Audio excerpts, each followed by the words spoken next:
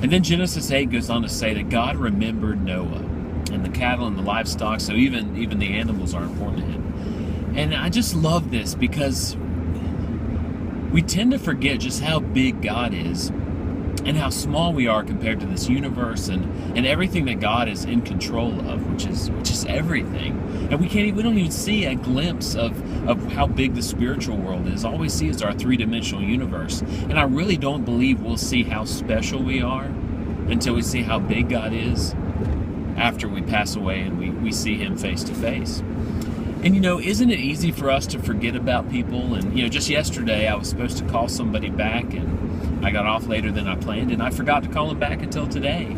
And God's not like that. God remembers us. And it even says in other places in the Old Testament that God remembered Abraham and God remembered Hannah whenever she was asking for a son. And how much more does God remember us in the New Testament?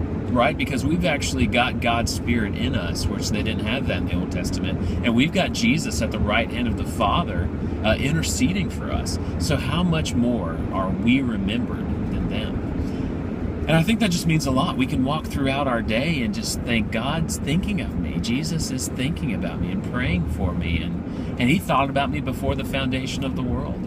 And he just thinks about me. God remembers me. So whatever you're going through, just remember, God remembers you.